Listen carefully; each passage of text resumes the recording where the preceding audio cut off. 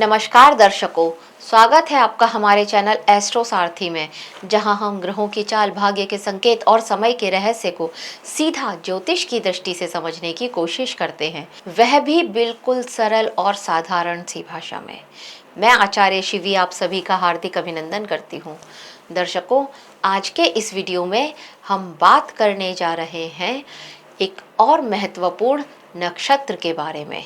जी हाँ, आज हम आपको जानकारी देंगे अश्लेषा नक्षत्र के बारे में। लेकिन उससे पहले अगर आपने हमारे चैनल एस्ट्रो सारथी को सब्सक्राइब नहीं किया है तो तुरंत सब्सक्राइब कीजिए, ताकि ज्योतिष से जुड़ी हुई सारी महत्वपूर्ण जानकारियां आप लोगों तक सही समय पर पहुंच सकें।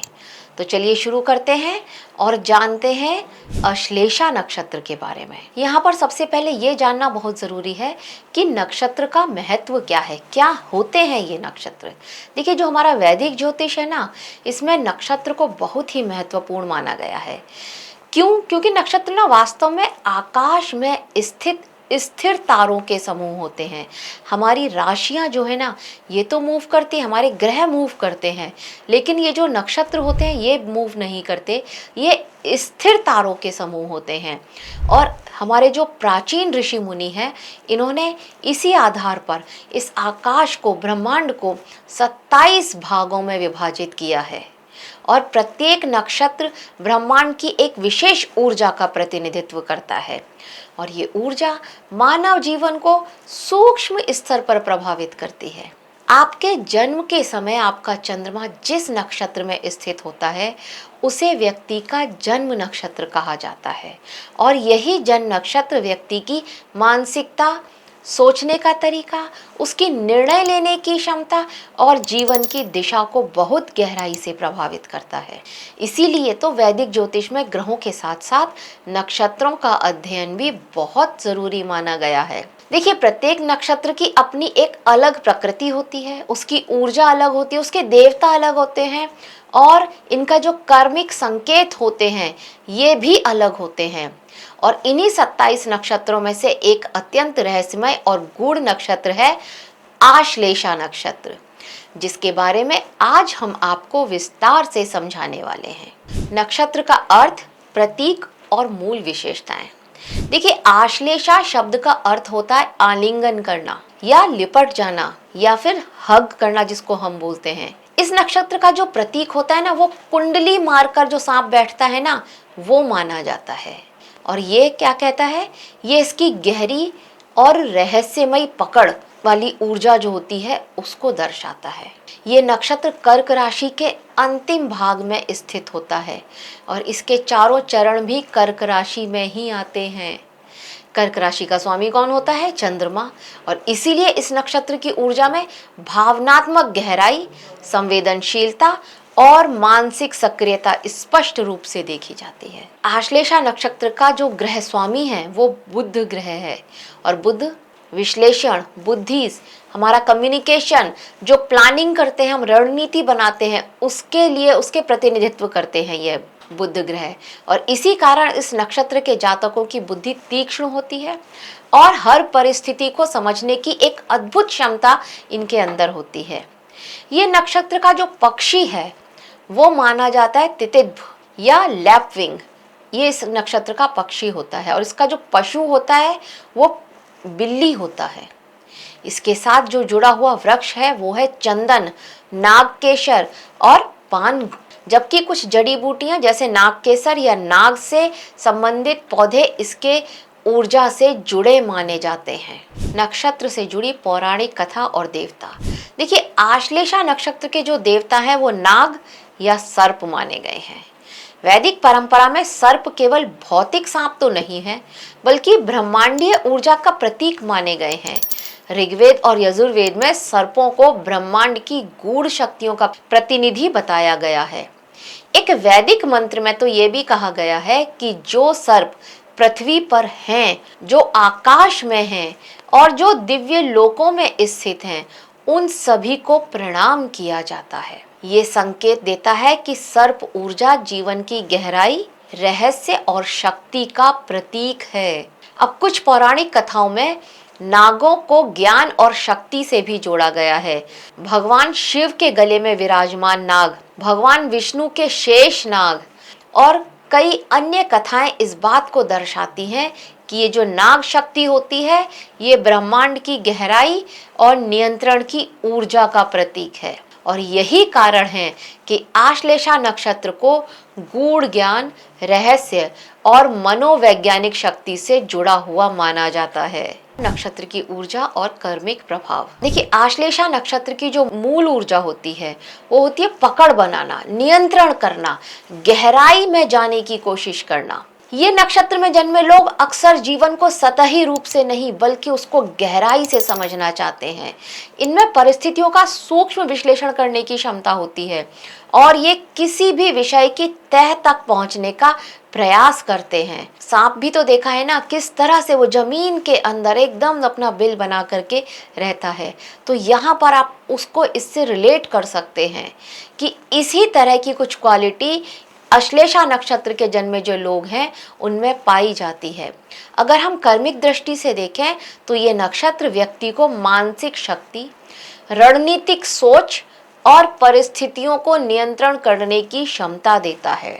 लेकिन यदि यह ऊर्जा संतुलित ना रहे तो व्यक्ति चालाकी, भ्रम या अत्यधिक नियंत्रण की प्रवृत्ति भी यहाँ पर विकसित हो जाती है।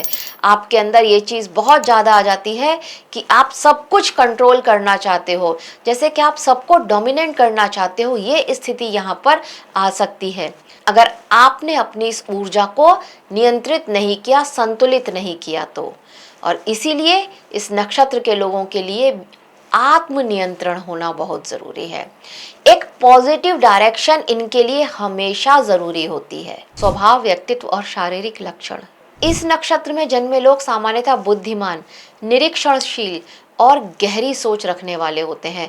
उन्हें हर चीज़ को ऑब्जर्व करना है, देखना है, जानना है, परखना है। ये स्थिति इनकी होती है। इनकी सबसे बड़ी विशेषता ही यह होती है कि ये लोगों के मन और उनकी भावनाओं को बहुत आसानी से समझ लेते हैं। इनमें मनोवैज्ञानिक समझ और विश्लेषण की क्षमता बहुत मजबूत होती है। ये लोग बाहर से तो शांत और संयमित दिखाई देते हैं, लेकिन इनके भीतर से अत्यंत विचार जो है ना वो सक्रिय रहते हैं और गहरे रहते हैं। इनके स्वभाव में रहस्य प्रियता भी पाई जाती है और कई बार ये अपनी वास्तविक भावनाएं दूसरों से छुपा करके रखते हैं। अगर हम शारीरिक रूप से देखें तो इनके चेहरे पर एक गंभीरता होगी, आंखों में आपको थोड़ी गहराई देखने को मिलेगी और कई बार इनके जो व्यक्तित्व है उसमें एक प्रकार का आकर्षण या फिर सम्मोहन भी दिखाई देता है जो सभी को प्रभावित करता है। नक्षत्रों के चारों चरण और उनका प्रभाव। देखिए, आश्लेषा नक्षत्र के चारों चरणों का प्रभाव अलग अलग प्रकार से दिखाई देता है। जैसे कि प्रथम नक्षत्र में जन्मे लोग बुद्धिमान होते हैं, चतुर और व्यवहारिक होते हैं। इनमें व्यापारिक समझ भी होती है और आर्थिक प्रबंधन की क्षमता भी अच्छी होती है। वहीं दूसरे नक्षत्र में जो उनका जन्म होता है वो थोड़े संवेदनशील होते हैं, भावनात्मक होते हैं और घर, परिवार या संबंधों को बहुत ज़्यादा महत्व देते हैं। और तीसरे नक्षत्र के जो जातक होते हैं वो थोड़ा रचनात्मक होते हैं, कलात्मक प्रवृत्ति होती है उनकी, सौंदर्य और सजावट से जुड़े कार्यों में उनकी रुचि रहती है। और चौथे चरण के जन्मे लोग अत्यंत गहरी सोच रखने वाले होते हैं, रहस्य प्रिय होते हैं और कभी कभी आध्यात्मिक या गूढ़ विषयों की ओर उनका आकर्षण देखा गया है। कर्म विपाक ग्रंथ के अनुसार, देखिए कर्म विपाक ग्रंथ, इस ग्रंथ के अनुसार आश्लेषा नक्षत्र के विभिन्न चरणों में जन्मे लोगों के कर्मफल अलग अलग प्रकार से प्रकट होते हैं।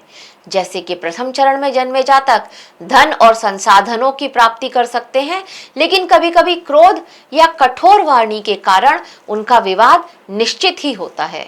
और दूसरे चरण में जन्मे लोग पशु, कृषि या प्राकृतिक संसाधनों से जुड़े हुए कार्य करने में सफल हो जाते हैं। तीसरे चरण में जन्मे लोग सौंदर्य, सजावट या व्यापार से संबंधित कार्यों में सफलता मिलती है उन्हें। चौथे चरण के लोगों को जीवन में गहरी मानसिक और आध्यात्मिक खोज, इसमें उन्हें बहुत ज़्यादा रुचि भी रहती है और यहाँ पर उन्हें सफलता भी मिलती है। बस इनको अपने व्यवहार और अपनी आदतों पर थोड़ा नियंत्रण रखने की ज़रूरत होती है। रिश्ते, वैवाहिक जीवन और अनुकूलता। आश्लेषा नक्षत्र के जो जातक होते हैं, ये संबंधों में गहराई और भावनाओं से जुड़ाव चाहते हैं। वे अपने प्रियजनों के प्रति अत्यंत ही समर्पित रहते हैं, लेकिन कभी कभी अत्यधिक नियंत्रण या अधिकार की भावना भी यहाँ पर दिखाई देती है। यदि ये संतुलन बना के रखें तो इनका वैवाहिक जीवन स्थिर रहता है, मजबूत रहता है। इनके लिए ऐसे साथी अनुकूल माने जाते हैं जो इनकी भावनात्मक स्वभाव को समझ सकें और धैर्य के साथ संबंध को निभा सकें। मतलब ये कि ये तो डोमिनेट करेंगे, इनका स्वभाव ही कुछ इस तरह का है कि ये डोमिनेट करेंगे। तो एक इस तरह का साथी जो इनके इस स्वभाव के साथ एडजस्टमेंट बिठा सके, ऐसा साथी आपको इनके लिए चूज करना चाहिए। कार्यशैली, करियर और जीवन की दिशा। आश्लेषा के नक्षत्र के लोग जो है वो उन क्षेत्रों में बहुत ज़्यादा सफल होते हुए देखे गए हैं जहाँ पर बुद्धि, प्लानिंग और गहरी समझ की आवश्यकता होती है। बहुत ज़्यादा ब्रेन स्टॉर्मिंग करनी पड़ती है।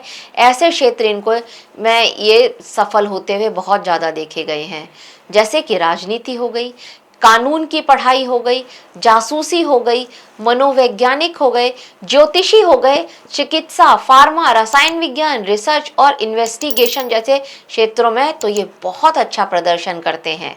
और इसके अलावा अगर देखा जाए तो मार्केटिंग, व्यापार और यहाँ पर रणनीति बनाना, कुछ प्लानिंग करना, ये भी इनके लिए बहुत ज़्यादा अनुकूल माने गए हैं। स्वास्थ्य और जीवन संतुलन। अगर स्वास्थ्य की बात करी जाए तो इस नक्षत्र के जातकों को मानसिक तनाव, पाचन तंत्र और यकृत से संबंधित समस्याओं का ध्यान रखना चाहिए। इनके लिए संतुलित आहार, नियमित व्यायाम और ध्यान या योग जैसे अभ्यास हमेशा लाभकारी होते हैं। अगर आपका जन्म आश्लेषा नक्षत्र में हुआ है तो आप भले ही 2 मिनट करें, 1 मिनट करें, पर ध्यान अवश्य ही करें। एक जगह बैठ करके कुछ सेकंड के लिए, कुछ मिनट के लिए अगर आप बैठ सकते हैं, शुरुआत 30 सेकंड से शुरू कीजिए और इसके बाद इसको 3 मिनट तक लेकर के जाइए। एक जगह सिर्फ आंख बंद करके बैठिए। ये आपके लिए बहुत ज़्यादा ज़रूरी है।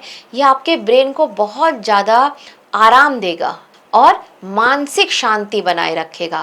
नहीं तो यहाँ पर कभी कभी देखा गया है कि बहुत ज़्यादा मानसिक अशांति यहाँ पर रहती है और इस वजह से इस नक्षत्र के लोग या तो डिप्रेशन का शिकार हो जाते हैं या फिर बहुत ज़्यादा हाइपर एक्टिव ये हो जाते हैं।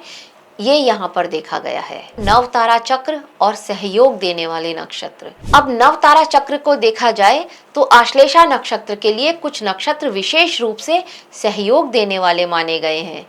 ये नक्षत्र जीवन में अवसर, सहयोग और प्रगति लेकर के आते हैं।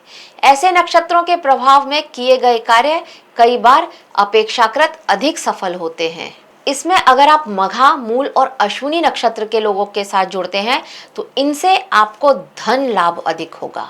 और अगर आप विशाखा, पूर्वा भाद्रपद और पुनर्वसु नक्षत्र के साथ के जिनका है नक्षत्र, इन लोगों के साथ अगर आप जुड़ते हैं तो ये आपके लिए बहुत ज़्यादा सहयोगकारी रहेंगे, आपका हमेशा साथ निभाएंगे। शुभ कार्य।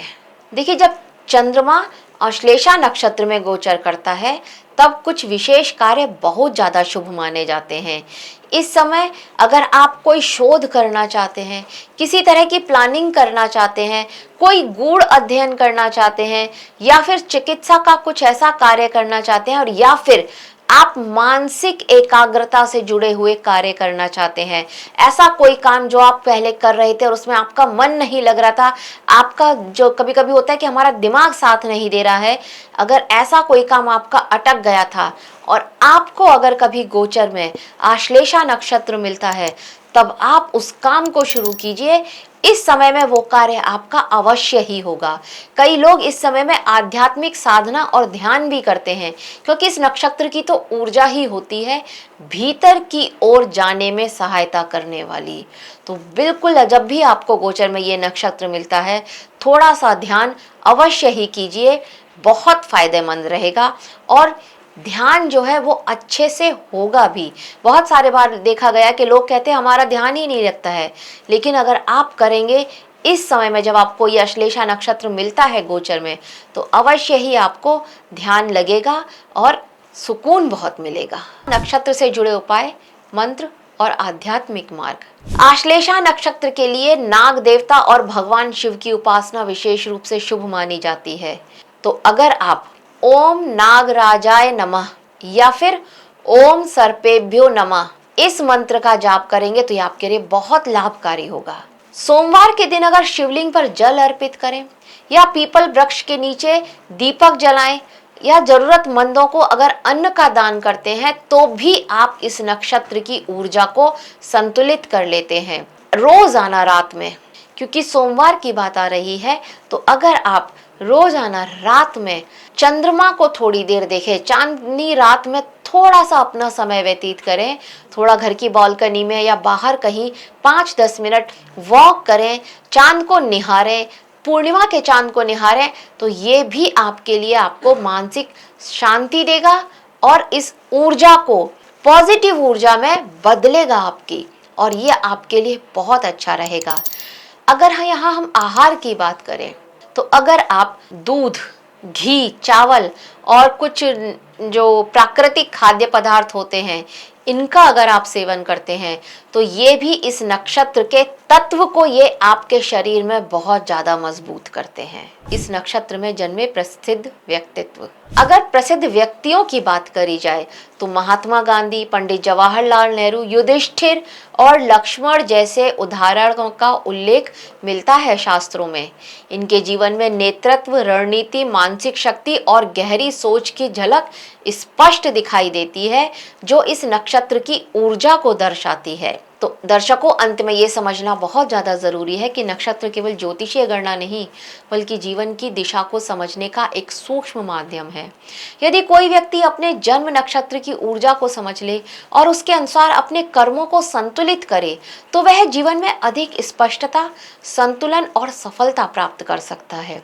आश्लेषा नक्षत्र भले ही रहस्यमय और गहरी ऊर्जा वाला नक्षत्र हो, लेकिन यदि इसकी शक्ति को सही दिशा में उपयोग किया गया तो यह व्यक्ति को असाधारण मानसिक शक्ति, ज्ञान और जीवन में ऊंची उपलब्धियां भी प्रदान कर सकता है। तो हमें कमेंट में ज़रूर बताइए कि आश्लेषा नक्षत्र में आपका कौन सा प्लैनेट है। दर्शकों, यह था इस नक्षत्र के बारे में थोड़ी सी जानकारी हमारी तरफ से आप सभी के लिए।